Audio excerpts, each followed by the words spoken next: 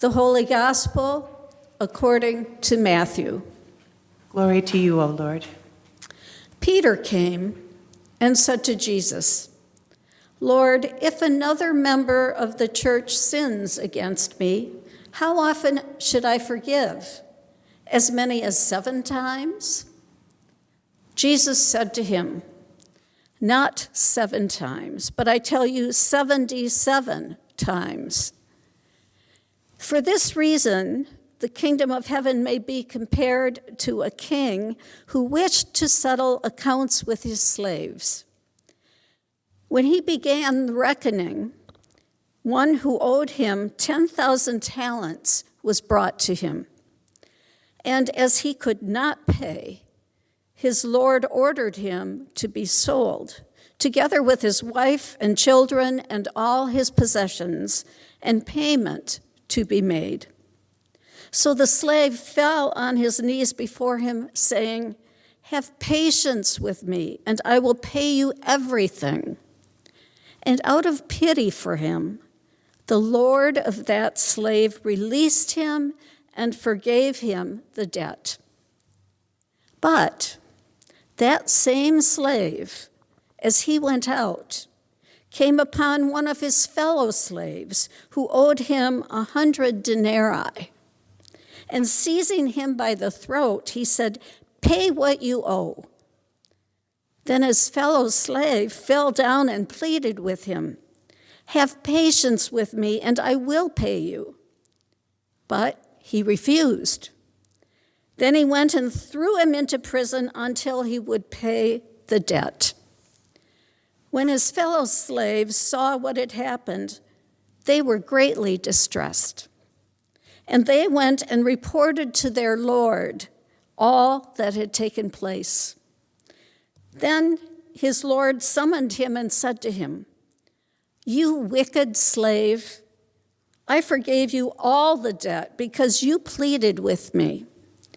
should you not have had mercy on your fellow slave as I had mercy on you?"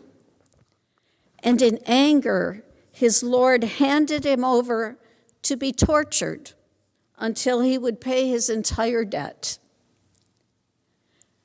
So my heavenly Father will also do to every one of you if you do not forgive your brother or sister from your heart. The Gospel of the Lord.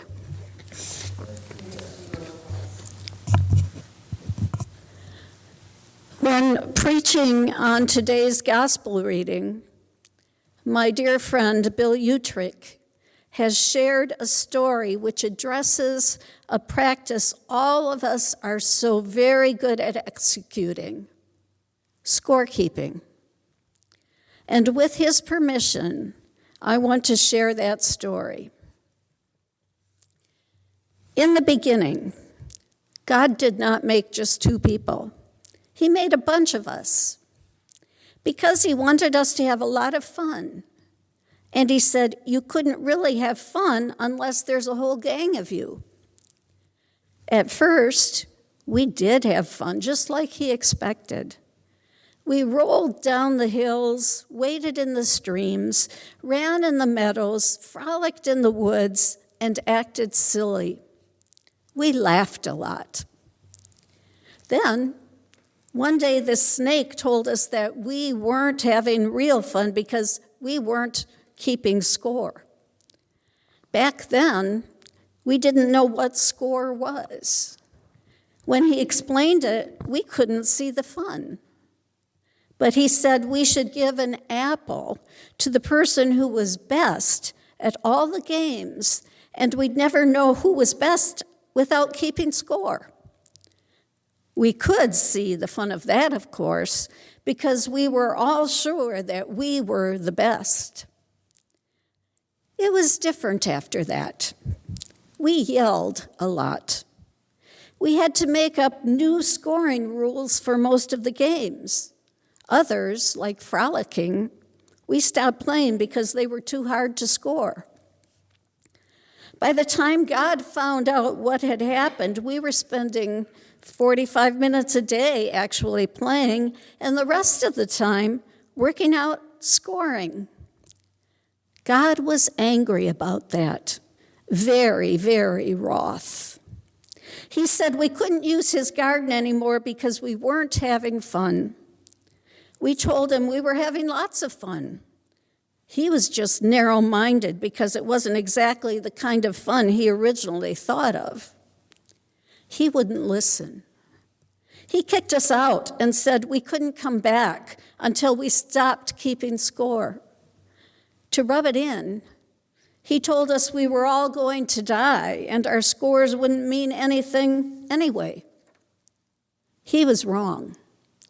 My cumulative all-game score is 16,548. And if I can raise it to 20,000 before I die, I'll know I've accomplished something. Even if I can't, my life has a great deal of meaning because I have taught my children to score high, and they'll be able to reach 20,000 or even 30,000. Really, it was life in the garden that didn't mean anything. Fun is great in its place, but without scoring, there's no reason for it.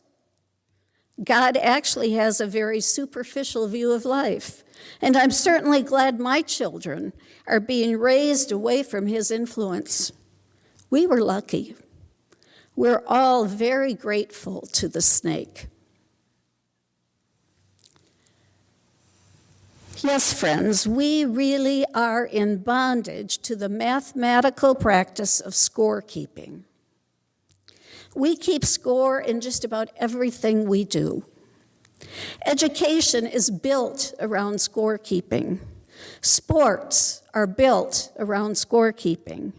Our finances and financial systems require bookkeeping, a form of scorekeeping, as we constantly focus on credits and debits. If we look at today's political climate and our political leaders, scorekeeping is the name of the game. After all, you must keep score so you can get even with others, get retribution, and of course, ultimately win. Quite honestly, I think we would be hard-pressed to find an aspect of life in which scorekeeping was not present in some shape or form. Our passion for scorekeeping influences just about every facet of the way we live in relationship to others. It even influences our ability to live into the forgiveness we have been given in Jesus Christ.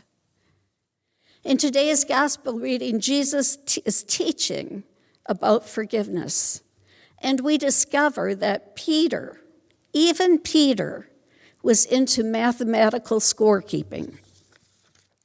We find him asking Jesus how many times he should forgive a sister or brother who mistreats or takes advantage of him. And he almost seems magnanimous as he asks 7 times. Well, Jesus was not impressed with such a generous offer of forgiving a person 7 times. And he gives Peter a different mathematical formula for his scorekeeping efforts. He says 77 times. In other words, so many times that you need to stop counting. Don't keep score. You can never forgive enough. The issue is not how much or how often we are asked to forgive or should forgive. For people of faith, the act of forgiveness is already a limitless, measureless act.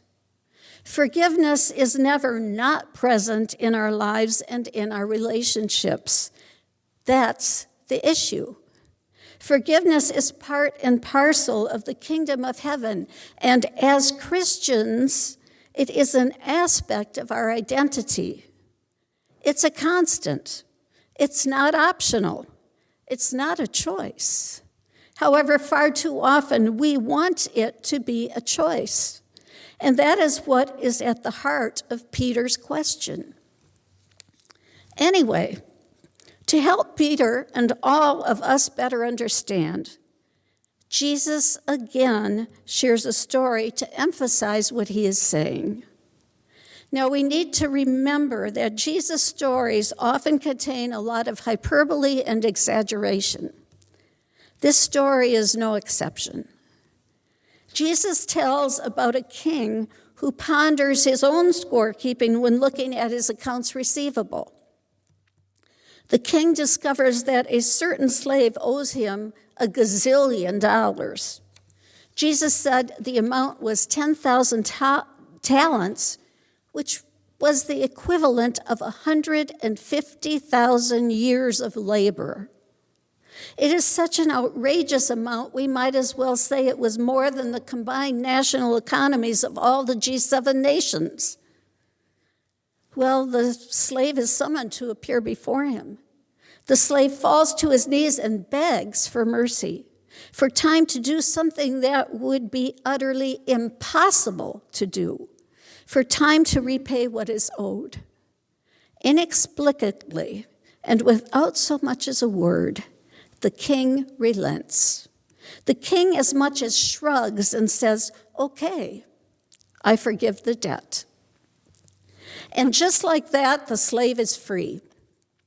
His utterly unpayable debt is vaporized, whoosh, like the sound of thousands of emails being deleted and sent to the trash bin. His unpayable debt has been totally deleted and wiped from the books. Well, we might imagine this slave's response. Just picture him walking away from the castle, standing a little taller, shoulders back, whistling a merry tune. If this were a musical, we might see him do a little jig. As he struts along, he then sees a fellow slave who owes him a measly sum. So the slave stops in his tracks and he lapses back into bondage. Back into the bondage of scorekeeping and spreadsheets and accounts receivable, and into the blind allegiance to what he sees as fair. So he says to his fellow slave, "Hey man, you owe me $5. Pay up now, right now." The fellow slave falls to his knees. "Patience, man, patience. Friday's coming. I will get right with you." But no, that is not good enough. The slave whose enormous, unpayable debt has just been forgiven is then extremely hard and cruel and mean to this other guy, his fellow slave. Immediately, he throws the fellow slave in prison. Really? Set free of an impossible debt, this man cannot look past a debt that would equal the cost of a cup of Big coffee and a donut? The guy who had been forgiven a debt the size of the combined national economies of all the G7 nations could not find it in his heart to forgive the guy who owed him $5? The difference between what was owed by the first slave and the fellow slave was astronomical. When hearing this aspect of Jesus' story, Peter and all the others had to have been stunned. Everyone listening would have been shocked by Jesus' words, shocked to even imagine such forgiveness. And we should also be shocked and stunned. And I would also add right now at this point when we talk about forgiveness, forgiveness is something that is about freeing us. It does not necessarily mean that the other person is not held accountable. We could do a whole lesson in that. But we should be stunned and astounded when we hear what Jesus is saying today about forgiveness. Friends, the scorekeeping job is not ours. Revenge and vengeance after being wronged is not our job. Evening the score is not our job. Our job is to forgive. Jesus shocked his listeners with the use of these absurd amounts regarding scorekeeping to show them that God's forgiveness is limitless. And so again, when talking about the life Jesus calls us to live, Jesus turns our normal expectations upside down and inside out. Jesus ends his story by saying that when the king found out what the first slave had done, he handed him over to be tortured until he would pay his entire debt. I like how Richard Rohr describes the end of this story. He says, "The greedy and selfish debtor who is owed a mere $5 throttles his fellow servant, ignores his attempts and promises, and throws him into prison as if that is going to help.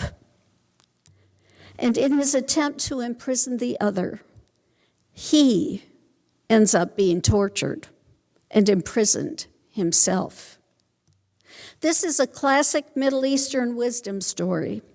It is both a gracious statement about what we can always expect from God and an honest warning about how any refusal to forgive actually destroys and imprisons the very one who refuses to forgive. The parable ends with the invitational one-liner. Each of you must forgive your brother or sister from the heart. This is what the Master God has just done. Jesus invites all of us in this rather easy to understand story into God's nonsensical loving from the heart, which is the final staccato phrase of the story. Friends, we follow the one whose nonsensical, loving heart is most fully seen in the cross. On the cross, God does away with scorekeeping. On that cross, Jesus said, "Father, forgive them, for they know not what they do." And as Nadia Bolz-Weber says, God's forgiveness is like giant bolt cutters setting us free. And then God says, "Go and do likewise. Forgive as you have been forgiven. Cut others loose too." Jesus commands it. It's not actually a suggestion. He commands us to forgive just as he commands us to love. Amen.